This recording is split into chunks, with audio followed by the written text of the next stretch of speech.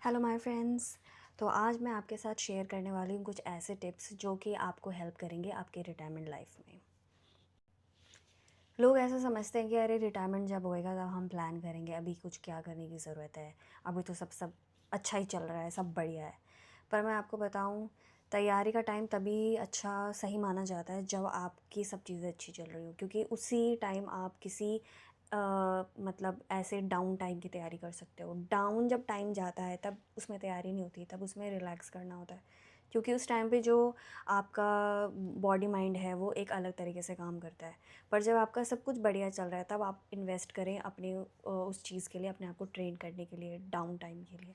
तो मैं ऐसा नहीं बोल रही कि रिटायरमेंट टाइम कोई डाउन टाइम है, बट ये है कि आपको मेंटली और फिज़िकली रेडी रहना चाहिए कि क्योंकि लाइफ में पता नहीं है लेटर एज में क्या हो। तो अगर आप पहले से तैयार रहेंगे, लाइफ के जो रियलिटी है उसको फेस करेंगे, तो वो आपको हेल्प करेगा।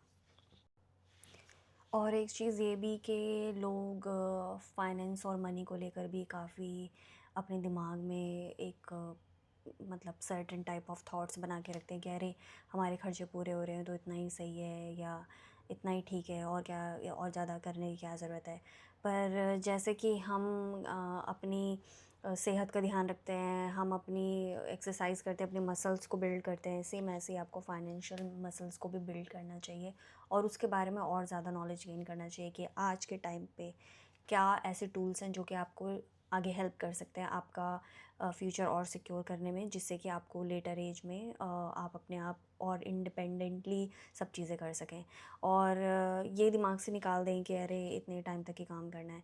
अगर कोई पहले से ही ये सोचता है कि मुझे इतने टाइम तक ही काम करना है, मतलब कि फिर तो मैं ऐश करूँगा तो इसका मतलब ये है, या तो आप काम को सही से पहचान नहीं पाए कि आपके लिए क्या काम है, क्योंकि काम अगर आपको काम जैसा लग रहा है तो आप उसको लॉन्ग टर्म नहीं कर पाएंगे। पर अगर आप काम को खेल जैसा बना लें तो आप लॉन्ग टर्म कर सकते हैं।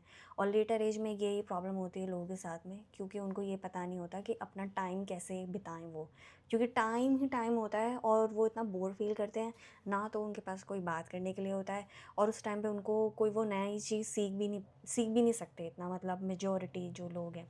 तो यही है कि आप अपनी ऐसी कोई ना कोई हॉबी या कोई ना कोई ऐसी साइड चीज़ में इन्वेस्ट करें जो कि आपको आगे, जब आपका जो जॉब है अगर आप उसे रिटायर हो जाते हैं तो आप उस चीज़ को आगे बढ़ा सकें। तो ऐसा कोई ना कोई चीज़ पहले से ही शुरू करें साइड बाय साइड। और फाइनेंशियल टूल्स के बारे में भी जानते रहें, क्या मार्केट में नया है और कैसे लोग अपने फ्यूचर को सिक्योर कर रहे हैं।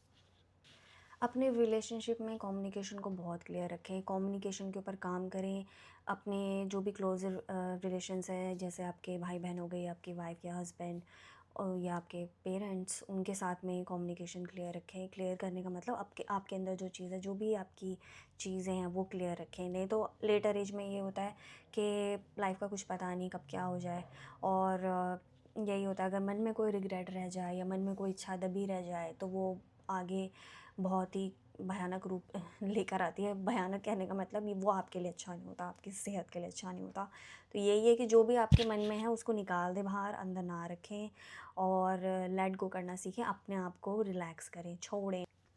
अपने डिज़ायर्स को जानें, आप क्या चाहते हैं लाइफ में और कैसे जीना चाहते हैं, उन चीज़ों के ऊपर काम करें, डिज़ायर्स के ऊपर। और ये भी जानने की कोशिश करें कि ये जो डिज़ायर है ये रियली आपके डिज़ायर है या किसी के इन्फ्लुएंस में आपके अंदर, मतलब किसी के इन्फ्लुएंस की वजह से ये आपके मन में आई है, ये आपकी खुद की अंदरूनी इच्छा नहीं है। तो ये भी, इसको भी क्लेरिफाई करें, क्योंकि अगर आपने ये पहले ये चीज़ को नहीं क्लियर करा कि ये आपकी इच्छा है या आप इन्फ्लुएंस्ड हो, तो लेटर एज में ये जो सोचने समझने की शक्ति होती है, या कि ये मेरी है या मैं इन्फ्लुएंस्ड हुआ हूँ, ये अवेयरनेस भी धीरे धीरे लूज़ होने लग जाती है। फिर क्या होता है कि वो इच्छा तो रहती है मन में, फिर वो इच्छा ना पूरी होने की वजह से और भी ज़्यादा मन में एनजाइटी होती है, या मन जो होता है डिप्रेस हो जाता है कि अरे ऐसा नहीं हो पाया।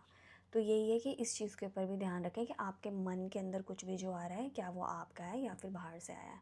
क्योंकि अगर वो बाहर से आया है और वो आपके मन में है, तो फिर आपको वो लेटर एज पे तंग करेगा, क्योंकि आपने वो चीज़ नहीं करी है। जो भी है आपको उसके ऊपर ध्यान देना चाहिए, क्या आपके मन में आ रहा है। तरीके से जैसे लोग बर्थ को सेलिब्रेट करते हैं, जैसे बर्थडे सेलिब्रेट करते हैं, वो तो सोसाइटी में बहुत उसको एक तरीके से ऐसी लाइट में देखा जाता है, एक सेलिब्रेशन की लाइट में।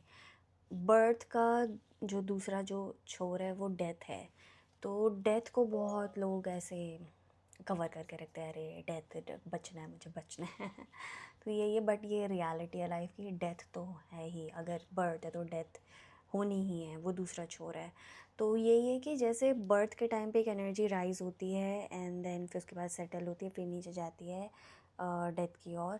तो यही है कि जैसे एक बच्चे को तैयार करा जाता है, अरे तुम ये पढ़ाई करो, तुम ये करियर सेट करो, ऐसे तुम शादी करो, ये करो, ये करो।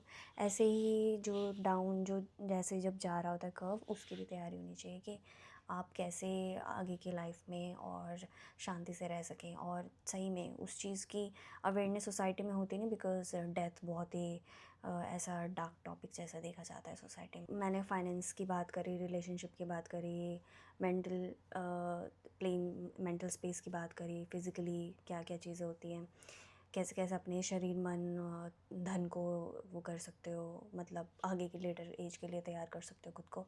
पर एक सबसे बड़ा इम्पॉर्टेंट जो एस्पेक्ट है, जो रियली जिसके ऊपर काम होना चाहिए और इन्वेस्ट टाइम करना चाहिए, वो है इन सबसे ऊपर एक और चीज़ जो कि ह्यूमन बर्थ, जिसको बहुत बड़ा ऐसा माना गया है शास्त्रों में कि इतने पता नहीं कितने करोड़ों जन्म या हज़ारों जन्म लेने के बाद ह्यूमन बर्थ मिलता है। तो यही है कि उस चीज़ की खोज करना, उस चीज़ के ऊपर टाइम देना, और वही है जो आपको डेथ के भी पार लेके जाएगा। क्या है वो असली चीज़, उसके ऊपर वर्क करना। तो यही है कि आप देखें, उस चीज़ के ऊपर इन्वेस्ट करें, उस चीज़ के ऊपर भी टाइम दें। तन मन धन से भी ऊपर है जो आपके साथ जो जाने वाली, क्योंकि इन तीनों में से कोई भी चीज़ नहीं जाने वाली। क्या है वो चीज़ जो जाएगी, उसके ऊपर टाइम दें और बताएं ज़रूर आप ऐसा क्या सोचते हैं जो कि डेथ के पार भी कोई अगर चीज़ जा सकती है आपके साथ, तो वो क्या है। और एक और टॉपिक जो कि काफ़ी लोग हिचकिचाते हैं जिसके बारे में बात करने के लिए, वो है प्रॉपर्टी के बारे में। जो प्रॉपर्टी होती है पेरेंट्स की, उसको क्या करना है, कैसे करना है। सो यही है कि आपको एज अ पेरेंट अपने बच्चों के साथ कैसे टर्म्स रखने हैं उसके बारे में डिस्कस करना चाहिए, और प्रॉपर्टी के बारे में डिस्कस करना चाहिए क्या है। क्योंकि अगर आप इसको डिस्कस नहीं करेंगे तो आगे वो आपके रिलेशनशिप को कहीं ना कहीं इम्पैक्ट करेगा। तो ये जितना आपका क्लियर कम्युनिकेशन होगा, जितना आप क्लियर चीज़ें रखेंगे, उतना ज़्यादा आपके लिए सही होगा और बाकियों के लिए भी। कुछ टाइम अकेले में ज़रूर बिताएं, सोलो ट्रिप करें या अकेले कहीं पर अपने साथ जाएं, अपने साथ टाइम ज़रूर बिताएं। क्योंकि लेटर एज में अकेलापन जो है वो ऐसा अ, हो जाता है कि अगर किसी को पता नहीं है मुझे क्या करना है अपने साथ, तो बहुत ही पेनफुल होता है। पर अगर आपको पता है कि आप अगर अकेले में अपने साथ रहना जानते हैं, अपने आप से जुड़ना जानते हैं, तो वो अकेलापन आपके लिए बहुत ब्लिसफुल हो जाएगा। आपको लगेगा वाह कितना अच्छा टाइम है मेरा। तो यही है कि ये जो तैयारी है, जो अवेयरनेस है, ये तभी होती है जब आप इसमें थोड़ा थोड़ा पहले से कुछ कुछ सोचते हो और इसके ऊपर ध्यान देते हो। नहीं तो यही हो जाता है कि डायरेक्शन होती नहीं और लाइफ बस चलती चली जाती है। सो ये सब पॉइंट्स मेरे तरफ से। और अगर आपको लगता है कि कोई और पॉइंट है जो कि बताना ज़रूरी है और शेयर करना ज़रूरी है, तो ज़रूर कमेंट में बताएं। और आप बताएं आप क्या सोचते हैं कि रिटायरमेंट एज के बारे में क्या पहले से तैयारी करनी चाहिए या फिर ऐसे चलते देना चाहिए। और दोस्तों, मुझे बहुत अच्छा लगा ये सब बातें मैंने आपको शेयर करी। और अपना ध्यान रखना, मस्त रहिएगा, और मिलती हूँ मैं आपको नेक्स्ट वीडियो में। Bye bye.